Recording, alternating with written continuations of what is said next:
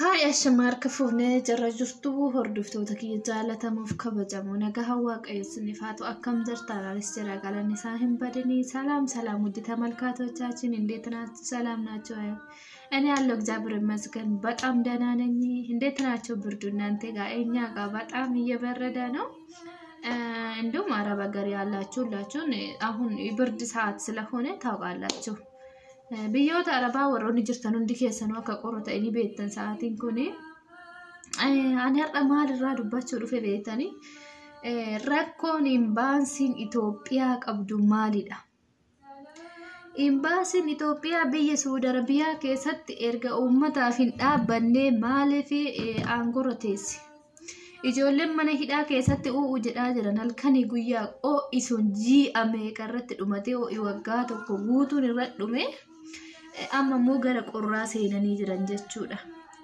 Ni beektan gisee isu waan nama godhu girgiddaaniin saraamikii irra rafanii irriba malee baay'ee haala gaddisiisaa keessa taa'an jechuudha. Bakka hundaanuu iyyaa maaloo sagalee nu ta'a jedhaa jiranii.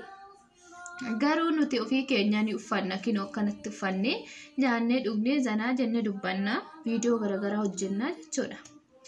Akkuma isaanis akkuma keenya kana carraa jireenya isaan qabsiise tarii har'a nuu tartii boru nuu tarti kan jedhanii biyyaa bahanii dhufanii mana isaan sodoma hojjetanii hojii isaanis tolee fi akka keenya kanatti zanaa jedhanii uffatanii nyaatanii dhuganii hojii ofii hojjetatanii isi tola ture.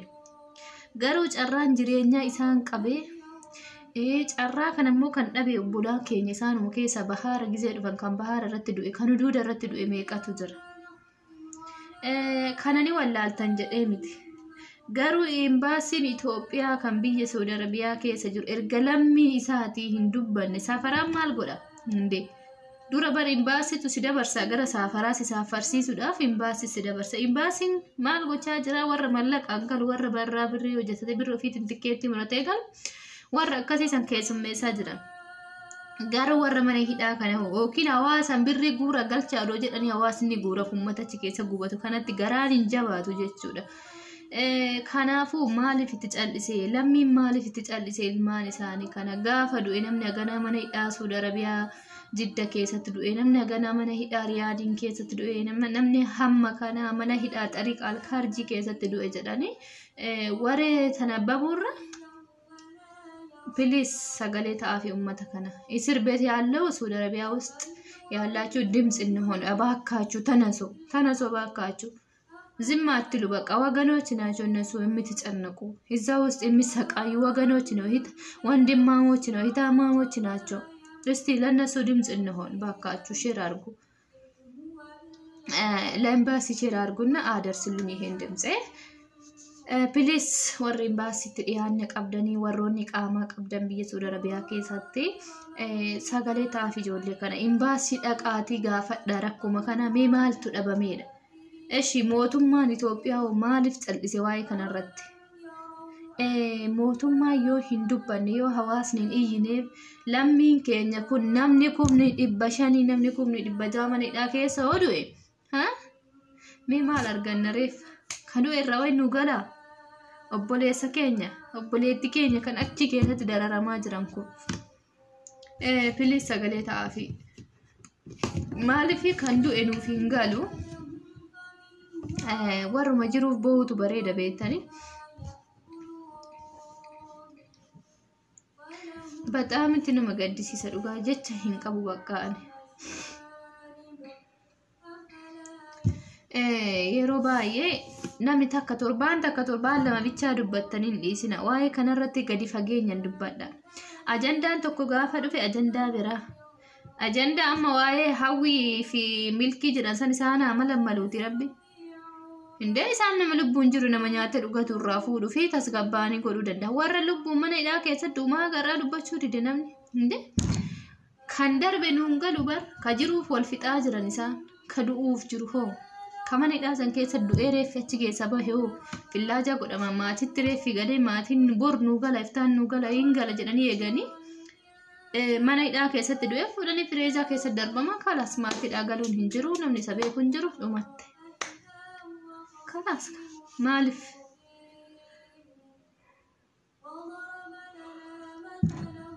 Maaliif waan akkanaa goona nuti lammii irratti? Maaliif cal'isni wal ilaalla? Piliis sagalee taafii uummata keenya. Gaafa namni kun du'e bo'uun bu'aa nuuf hin qabu. An akka kootitti sagalee haa taanuuf hin jedha. Lammiidhaaf gaachana jechuun yoomifi.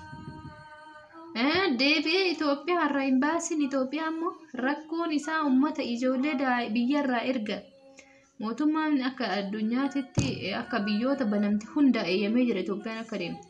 Biyya Joordaan inni deemanii, Omaan inni deemu, Iraaq inni deemanii, Dubaay deemanii, Kuweetiin bichaadha biyyi eeyyamanii biyyoota Bahareenii biyyoota baay'ee biyyoota Arabaa kan ta'an deemaa jiran ijoolleen keenya. Garuu ni deeman malee hordoffiin ta'aafii jiru hin jiru jechuudha karaa imbaasiitiini. Ejensiin fuudhanii ergaa achitti ijoolleen kun hojii seenti moo iseentu Araboonni isaan xalabatan kun dhufanii fudhatanii hojii galamuu mana imbaasii keessatti beelan dhumachaa jiran hin hordofu jechuudha imbaasii. Maaliif kunoo kana erga hordofuu hin dandeenye imbaasii sababa maaliitiif ijoollee eeyyama baasee biyya irraa fuudha. Rakkinnuma biyya ofii keessatti rakkattu beeloftullee kadhattullee dabaltee biyya ofiitii afaan ofiitiin dubbatti. አገር ውስጥ ምንም የሚያስቸግር ነገር የለም። አገር ከወጣን በኋላ ደግሞ ምን እንደሚገጥም አናውቅም። ስለዚህ አባካችሁ ይሄን ለኤምባሲ ሁሉ አደርስልኝ። ይሄን ድምጽ ማለት ነው ሼር አድርጉልኝ። ከናፎ ሰገሌ ከነ ሼር ጎዳሚ ብራና ጋር ኤምባሲው ተከኛ ከነ እንዴ ዮሚ ከለሚ ዳህር ሂንዳበኒ ጋፋ ኢሳን ዱአኒ ዱመኒ ጋፋ ኢሳን ዱአኒ አዱኛ ከነራ ልቡ ቻኔ ዳምኒ ጋፋ ሰኒ ወኒ ሰገሌ ታኑ ummata Itoophiyaa kana dhugaa Itoophiyaan dhuguma lammii qabdi biyya qabdi kana majachisiisu jira. An akka kootitti na jechisiisaa jira. Maaliif ni deemna biyya irra ni baana eessa baana ni baana biyya alaa deemuu ilaalan malee eessa akka deeman maaltu isaan qunnama mootummaan kanarratti hojjechaa hin jiru. Maaliif biyya eeyyame ishii biyyoota maaliif bane? Uummanni akkanatti hiriiree biyya keessa dhufee biyya namaa keessatti illee dararama. Ni beektani warra kontiraataa isaan birrii kuma takkaaf 200 fudhachaa jiranii biyyoota Arabaa warra ala hojjetu warra 200 dhiisanii ishiisan garuu maal godhu mana warra mana faamilii geessanii hojjechiisan nama afaan hin beekne. Mana hunda deemee kootti qulqulleessoo jedhanii fuudhanii deemanii qulqulleessiti maal beektiree indee mana kana dhufee achi dhufee hin jettu falmattu afaan hin beektu. Obboleetti keenya takka hoo argitan maatii 24 beeksisa 24 tu jira mana tokko keessa naree banal kadi guyyaan hojjechiisan jettee boossi. Baasii nageessa yookiin baasii nageessa yookiin biyya koo akka galu na haala na bijjeessa jettee boochiin baachii baddee jechuudha. Sanirratti maaliif irraa hin dubbanne? Imbaasiin biyya baasu qofa odoo hin taanetti ijoollee kana hordofuu qaba. Biyyoota biraa ni argitan. Itoophiyaan maaliif biyyoota hundarra adda taate? ለምንድን ነው ኢትዮጵያ ከሌላ ሀገሮች የሚለዩት? የኛ ኤምባሲዎችና የኛ መንግስት ተጠያቂ አይደለም ወይ? እስቲ ስለ እነዚህ ነገር ግልጽ አድርጉኝ እኮ እውነት አልገባኝ። እኔ ጥያቄ ሆነብኝ ሁሉ ጊዜ ይሄ ነው። ለምንድን ነው ኢትዮጵያ መንግስት ለዜጎች ላይ ጠያቃ የማደርግ? ለምን ታዲያ ካልተቻለ ለምንድን ነው ሀገር የሚያስወጣ? ይኸው እንደንደን በየከሰ ማሊፍ ባስ achuma keessa akka jiraataniin eeyyamuuf በጣም itti nama gaddisiisa.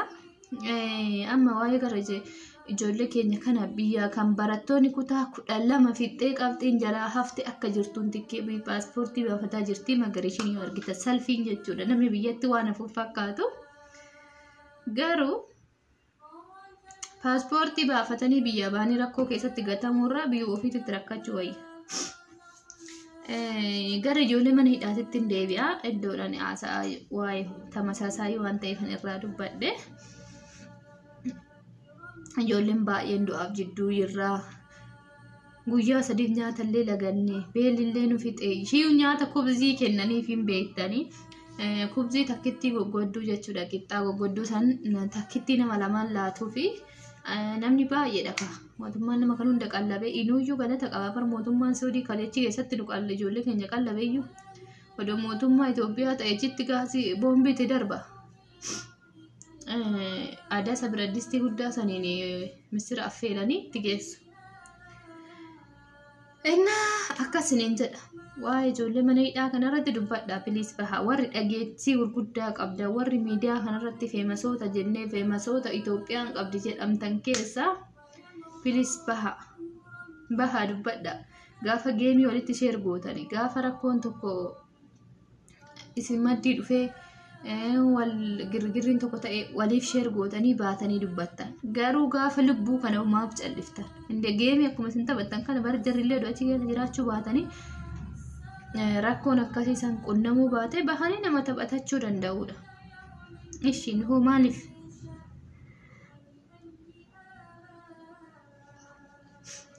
irratti callistu? Bilis sagalee ta'aa fi ijoollee kana dhaabbadha. Mootummaan maaliif callise ijoollee kanatti? Ijoolleen keenya dhiisaa hin dhufinaa karaa baaraa jedhanillee biyyi nama jibbisiisti kan jedhu deebi'aniituma deeba. Garuu achi keessatti dhuman kana hoo garaan akkamitti nu danda'a lammiidha bar. Obboleessa achi nu jira bar. Obboleetti achi nu jira bar. Akkamitti callisna? Eeshi jarri bahaanan dhufa. Warri barraa jiran warri kontiraata dhufanii xafa ba'anii shamarran meeqa hidhamanii jiranii mana hidhaa keessa. Isaan kunoo ishiin obboleettii keenya miti. Nu akkuma nuyi kan akkuma naafsii kan boruu nullee waan nu qunnamu hin beeknu. Kanaafuu sagalee ta'aa fi bilis dhumnee gubannee sagalee keenya kana dhageessanii biran darbinaa. Maaloo nuuf iyyaa jedhanii dubbatachaa jiran. Innaa odoo isaan akkanatti dubbatatanii bu'ataa jiran nuti akkamitti callisnee isaan ilaalla kan jedhu anaafillee gaafidha. Kanaafuu bilis sagalee ta'aa fi bakka jirtan miidiyaa qabdan irratti nama lama sadiin illee namni biraa nama dhagaye faamilii keessaniin illee hiriira bahaa kan jedhan maatii Itoophiyaa keessatti maatii gurmeessuudhaaf yaala. Maatiin akkamitti callisee ishii? Maatiin nama kan hunda mana hidhaa jiru maatiin biyya waan ta'eef wal arguullee dhiisuu danda'an garuu namni takka lama hiriiran baatu beekamaadha.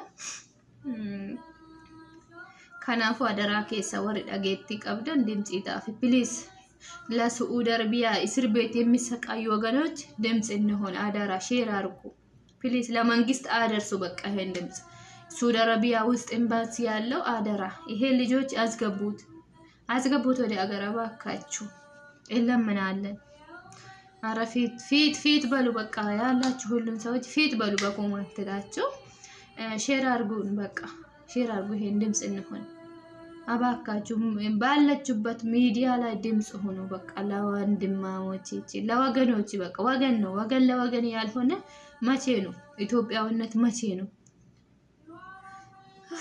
ባይነ መቀደስ ይሰዱጋ በጣም ያሳዝና አረባካችሁ ድምጽ ሆኖ ለወገን ሰገሌ ተዓላ ሚለሚደፊ ኢስሙ ጀነሙዳ በቃ ጀርተኑ እንደት ሰገሌ ተዓፍ ያደራከ ሰኒን ጫልሲና ሂረፊና ሂምቡሊና bira darbuu hin qabnu jechuudha. Gaafa isaan du'anii dhuwan boo'ucha gaafa du'e mana Suudi Arabiyaa keessatti namni hunduu suuraa isaanii reeffa isaanii piroofaayilii irra godhatanii irraa boo'an. Eesh faayidaa kan du'e nu gala. Kamoota bu'aala ko altamallisan. Bakka baallo yoot dimtsuun ullat. Gaafa lubbuun inni jiru sagalee taafe. Ittiin qoosinaa dhugaa jireenya bar fayyaadha. Inni illee akkuma naafsii dalagachuu biyyaa nama ba'e dubartii sunis akkasuma sagalee ta'aa fi bilis sa'aatii ammaa kana immoo ni beektan hojiin hin jiru biyya kanatti shamarran baay'ee araboonni kontiraata fiddee mana yaasaa jirti gaafa mana yaastee mana ijaasatti deebi'anii akka hojii argannu minaamin jedhanii oduu mana ta'a guyyaan irratti lakkaa'ame jasa afur gaafa nagaan akka sasaamuu gaafa manni itti cabsame odoo ishiin isa san cinqamaa jirtu cabsaa san cabsamee manni gaafa cabsanii fuudhanii hidhaa seessisan ijoolleen bakka achi keessatti tasfaa kutattee kan lubbuu ofiitti irratti harkaanfii fudhatus jiraachuu danda'a. Kanaafuu bilis sagalee ta'aa fi akka biyya ofiitti galan. Biyya ofiitti gala bilis. Warroonni immoo ijoollee reefu addisii biyyarra dhufte kontiraata baasaa jirtan dhaabadha. Hin baasinaa dhugaa. Keessattuu ijoolleen Suudi Arabiyaa jirtan of eeggannoo cimaa godha. Mootummaan seera cimaadhaaf fide amma. Waliigaltee firmaan isaanii akka dubbatametti namni kontiraata amma bara kana keessa kontiraata Itoophiyaa dhufe Suudii keessatti ba'e waggaa 5 lafa jalatti akka hidhamu firdii waliigalamee ture. Kana odoo dhaga'u namni xalaba akkamitti nama baasa. Na baasa maaliif baasan? Warri barraa jiru maalirra jira? Hojii baraka durii miti jireenya akka duraanii san hin jiru. Namni hojjetachaa hin jiru. Nabaasa xalabaa nabaasa keessattuu ijoollee Oromooti waan akkanaa kanarratti kan zammatu odoo ishiin biyyaa dhufte asin gahe intallee filo biyya akkanaa Suudi Arabiyaa bakka akkanaa jirti gaafa jedhan mee lakkoofsa ishii naa kennaa jedhama ammadoon taa'e maal buusuu fi abaabbalee barraa ganan hojjetta ishiin baasta hin dhufti sibira jaartiin godhattaa waliin ciistaa ishiin hojii hin qabdu hojiin hin jiru deemtee 800,000 500,000 akkasi hojjettee ji'a tokko gaaf hojjette fidi jettaan birri ji'a jalaa dhuuta gaaf kaan aramii kan biraa kontiraata irra fiddee gad ishii darbiti qabamuun ishii jira gaaf qabamtu waggaa lafa jalatti gaaf ishiin hidhamtu ati waasiin taatuuf biliis ijoollee akkasitti ijoolleen baasina shamarran illee shamarra gaafa mana arabaatitti warri barraa hojjettan ijoollee xalabaa biyya irra reefu dhufte hin baasinaa kontiraata keessa abaabbaltanii akkanatti hojjetanna akka soba hin jiru wanni akkas jedhu durri maafi bara kana keessa warri koontaa barraa jirruyyuu osoo carraa argannee kontiraata namni nu deeffatu jiraate hin deebina kanuma dubbii dhugaan jirtullee kanuma irra qabaa dhiisa ijoolleen sobina hinde an dhugaa odoo kafiila argadhee nama waraqaa kiinaa saaddisu argadheen deebi'a kafiilatti garuu ani kissiillee hin qabu kontiraata hin banne waraqaa kiyya hin baasima jira deeffachuu barbaade nama argadhe nama mallaqa sanii hojjechiise piroosasiin kee guddaadha maaliif waggaa kan hundee qaama malee hojjedhee dhumatee jira waan ta'eef akka addisiitti lafaa ka'a waan ta'eef nama akkasitti dhunaa hojjetee narraa masuula argadhe maakuma 500 hin taane hojjedha deemi maaliif kontiraatan hojjechuun kabajaa keeti akka barbaaddetti galtaa yoo dhukkubsattellee maatii si yaalchisanii yoo galuu barbaaddellee galtee deebuu dandeessaa garuu ala baatanii rakkoon meeqa akkasii muddatu odoo beektan rakkoon meeqa akkasii muddatu odoo beektan ijoolleen baasinaa mana kontiraataati warri waan akkasiitti irratti hojjechaa jirtan of eeggannoo cimaa godha maaliif nama baasuun duratti maaliif baasna kan jedhu hinde oromoon maaliif dhara kan walitti yaadu dhuguma bar mee miidiyaa kanarratti eenyu kan wal miidhaa jiru ijoollee oromooti hin sobnu kanarratti ijoollee oromoo keessallee ijoollee musliimati maaliif ana amantaa musliima tokko fodoo hin taane hojiin keessan namni nama sobu namni sobeetti fakkeessa ijoollee xalabaa yaasu ijoollee musliimati biyya Saudi Arabiyaa keessatti ijoolleen kiristaana baay'inaan jirtu shamarrantu jira malee dhiirri baay'een jiru waanuma beeynudha darbaa namni takka dhufte malee ijoolleen dhiiraa baay'een jira garuu kan kana hojjetaa jiru ijoollee musliimati jechuudha takka baabbalanii shamarran mana hidhaa keessa mana kontiraata keessa baasanii kan dhuftee guyyaa 2 guyyaa 3 gaafa gichuudhaan arabni akka biyya irraa fiddeetiin jalaa baatu meeqa jira kuma 10 meeqa gaafaltee si fiddisee jara kuma riyaala amma garuu amma rakasee gizee nu dhufnu bara nu dhudusan kuma 16 kuma 20 akkasiin nu fidan jechuudha gizee san kan jalaa baasan arabni sin ballatee kissiitiin irra kaa'uu dandeechi maaliif dhugaadha ka birriin kumni 16 jechuun gizee sanitti waan guddaadha amma jireenyi qaala'ee birriin kumni 6 kumni 16 kumni 20 yoomaa bituu didee kana malee gizee sanitti yaani birrii kuma 16 osiniin jedhu birrii Itoophiyaa seenaa riyaala jechuudha amma garuu rakasee jira Itoophiyaa amma kuma 16 saniin nama lama fidaa jiran jechuudha kanaafuu arabni biyyi marru banaadhaa fidachaa jiranii shamarran kontiraata jirtan hin baasinaa ijoollee barraa jirtullee warri shamarranii bakka hojiitti wal argitan bahii haganan hojjennaa soba hin baasina akka jettanii ijoollee hin baasina maaliif namni kuni har'atti fakkeessitanii baasanii isin rakkoo san keessa isaan baasuu dandeechan ati wajjin hin hidhamtu maal gochuu walitti naaf nare maal gochuu qileetti wal na hin aree nuti kanaafuu sirriitti irratti yaada ijoolleen keenya keessattuu ijoollee Oromoo jechuudha ijoollee Oromooti malee kan biraa sharrii akkanatti walitti yaadu hin jiru zeegaan biraa walii isaaniitiif waliif gaaddisa laal nama biraa haamiidha malee ijoolleen Amaaraa nama biraa haamiitu malee walii ofiitiif gaaddisa ijoolleen Tigireellee akkasi laal walirratti duuti malee waliin miidhu ijoolleen Oromoo garuu wal miidhuudhaa fi wal xiqqeessuudhaaf akka malee yaaddan jechuudha maaliif